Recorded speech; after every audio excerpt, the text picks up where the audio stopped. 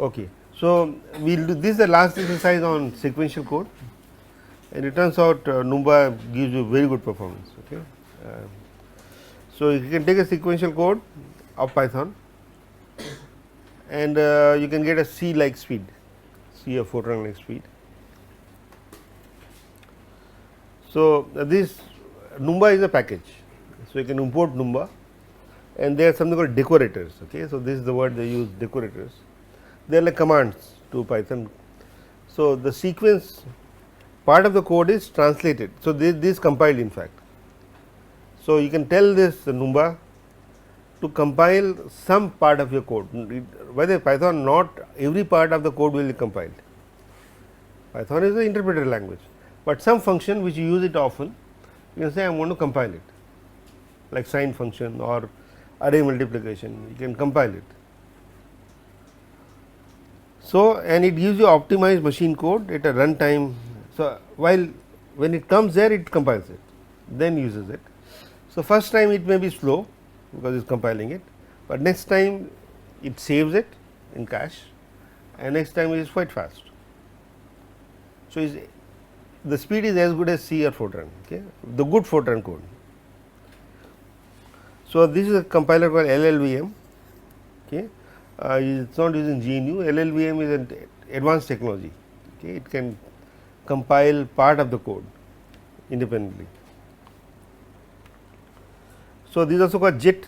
So, it is called just in time compiler. So, whenever you need, you can compile.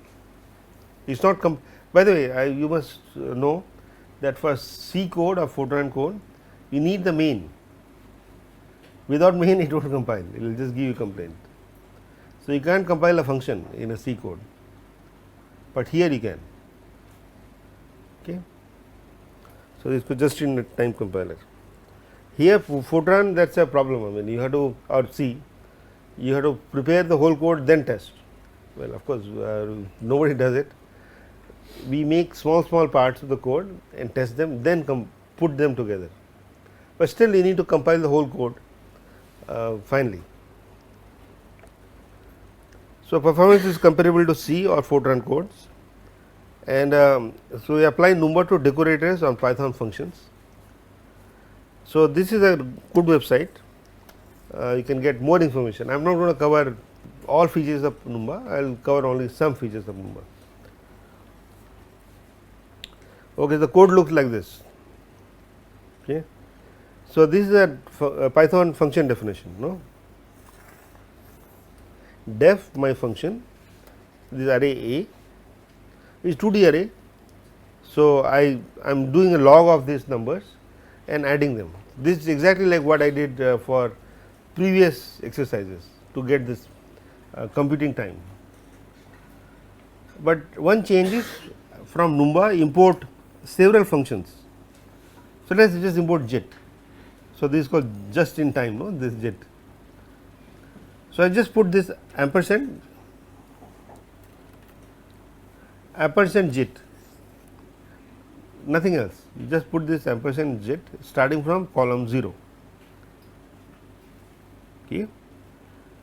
And so, after this you can call this function. So, JIT will act on this function, JIT will act on this function. After that I can call mylog non-cache with any array A. First you need to define the array A, but then it will use this compiled code. Okay. So, JIT is telling you that okay, this part below, which is a function, should be compiled, not interpreted. Okay. So, there are some more features, this is called cache option. So, as I said, when you compile it takes time, no, because the computer is working hard to make sure that the object code is efficient. Like OFAST takes time. OFAST for large code can take minutes, or even in fact it can take, well, we do not have code which takes an hour, but on a single CPU it could take 20 minutes. Okay. By the way, you can also compile using more CPUs. Okay. So, there are options available. but so this will take a bit of time. So, first time, the next time you do not need to compile again, because it is already compiled. So, that is why you may use this minus O option in when you compile. So, GCC or G++, the file name, then my object code could be x dot o. Okay. So, object x dot o, once it is done, you do not need to compile again, you can use that x dot o. Okay. So, cache gives you an option that if you do not give the option, it does not store it in cache. So, why should I waste my cache? But if you tell this option inside the bracket, cache equal to true means that function which is compiled will be stored in the cache. But what I noticed in Google Colab, it was already storing it. So, cache or this option did not make a significant change in timing. So, let us see, I am going to show you some example, but maybe some other computer may need to use this option. So, this decorator instructs Python to save the compiled code in a cache. So, this same example has passed, but I put this after jet in bracket. So, remember cache is all small, okay, no capital. So, these are all small letters, but true is capital. Okay, true is a Boolean constant. Well, this is some different function, but I was playing around with this function. Anyway, let us look at so how do we time it? So, I also discovered if I time it, then so we have a code, when I run it and time the function, then it will do some bookkeeping, create some memory stuff and see. So, this one other website advised that you should use this dummy function and call the dummy before you call the function, and this gives you better time. Okay. So, I just took that advice and I just follow that, okay, but it is up to you, you may not follow that advice. So, this is the time. So, we have this function. So, this is only part of the code, okay. So, it is there in Colab. So, you should be able to see that file which I have written. So, dummy timing is significant, is 0.036. The code without any cache. So, this one has no cache variable. This 2.47 first time and 1.64 second time. So, I call it twice, first time I called first time it is 2.44 seconds and next time it is 1.64 seconds. Now, I put this cache option, this is another function. So, that is why I had this variable name of the function, there is no cache and cache. They are two different functions, okay. So, they are two different functions and the numbers are roughly the same.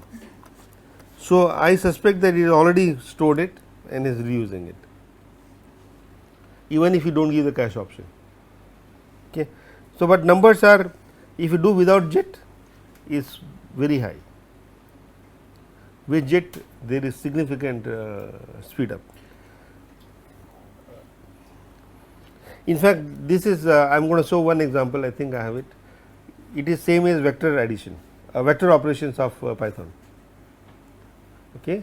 So, I could have just used this as sum log of a, right. So, this will give me the number, one line. So, you do not need to do a loop for this example, and it gives you basically same number as jet. But of course, you are not lucky all the time to be able to just do this log of a. There are examples where we have a pretty large code with loops, and then this becomes important. Okay, so these are the numbers. Okay, so this is what I took numbers in the past. These are approximate numbers, vary by 10%. OFAST gives you 653 milliseconds. This millisecond. Pi loop was huge. Pi vector is 1313 with plus minus 10%, and Numba is something like 1100. Okay. So, Numba is giving same speed as vector. Okay. So, that is a upshot of this story. So, this is something called no Python mode. So, it is always a good idea to use this mode, no Python mode, because we want it to compile in a not in Python. Python is slow. So, C like stuff, good object code. Okay, LLVM should give us a very good optimized code. So, you can put these options as well. Do not compile with Python stuff. You just compile with very optimized version. So, you can use this one, or you can use N in front, N for no Python. Okay, so both of them are equivalent. So, we can also do parallel. So, we can here the code. I took the exactly same code. Okay. So, this add jet, you can put add ngit if you like, but I did not see a difference. Ngit was giving the same number for me, and parallel equal to cache, parallel equal to true. Okay. I just added one stuff and took the timings. In Colab it did not change. Why it did not change? Because it allocated only one CPU to me, one core. It did not change, but I ran it on my laptop. So, without parallel, so that option was not there, and with parallel. Okay. So, you can see the numbers. I would like you to focus on any of the numbers like this one, 1.17 seconds. First time it was putting 0.63 seconds, but next time is 0.13 seconds. Should compare this number 1.04 with 0.13. Okay, is roughly 8 times speed up, and this because there are 8 cores in my computer. Okay, so that was just one line, parallel equal to true, and we got the speed up. So I don't need to do MPI, OpenMP, OpenACC. If I am using my laptop or my desktop, you can just use this Numba and get a speed up. Okay, you should make sure that your other processes are not too busy, but you will get this kind of speed up. So, there are some advanced features, vectorized decorator, GU vectorized decorator, and this no-GIL. No-GIL is similar to parallel, but it is using some lock stuff like that. So, we will not get into it. This part I am skipping, but if you are interested, you can look at the website and do it. Vector will be done on a single core. Parallel is going to use all cores. So, good questions. Okay. So, one thing I forgot to mention, parallel you have to use P range rather than range. So, I can see that there is a one more difference is P range has come. So, when you are using Numba you do not use range, but use P range, because often you may use parallel. So, this is using all the cores of my computer. So, it is more than vectorized. So, let us see what it is doing. It is a good question. I am sorry, I just skipped that. So, there is a loop, and this was 2048 and 2048. So, I am doing 2048 times 2048 number of operations, right. So, parallelly what should I do? It is very simple idea. I can divide this outer loop 2048 into 8. Okay, that is 256 times 8. So, each guy will do separate total of 256 times 2048 numbers, these numbers, and finally add up. This compiler is quite clever to do this. So, you understand this is what is happening here.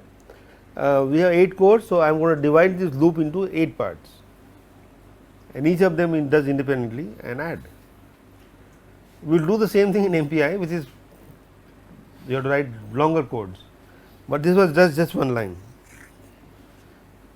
and of course, range was changed to P range.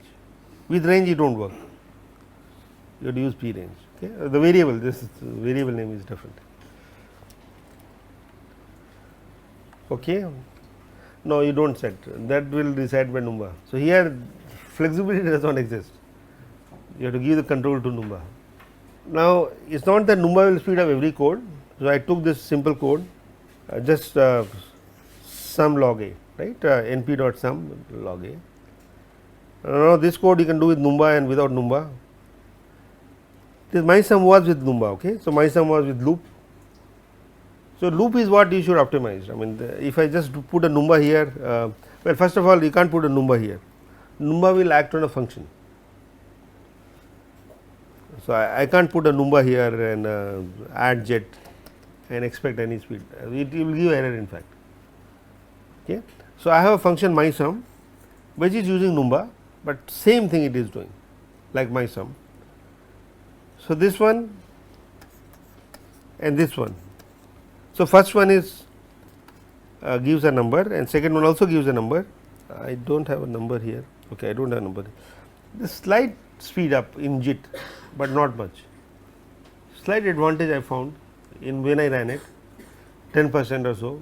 That again varies with time. Okay, it could be just a fluctuation.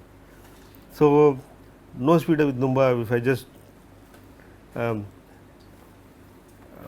if I put Numba for a function which is using Python function which is already optimized, like if I may put this inside a function, no, I can say def my sum a return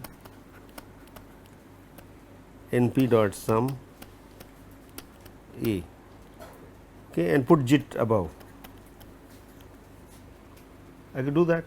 This is not going to give a speed up because this is already optimized. Okay. So Numba is not going to give you speed up if you already use the optimized code. Summary, Numba yields C or Fortran like performance. Cheap way to speed up, right? I mean, there is definitely very easy and cheap way to do it, and so no need to make changes in the code. You just have to use a JIT.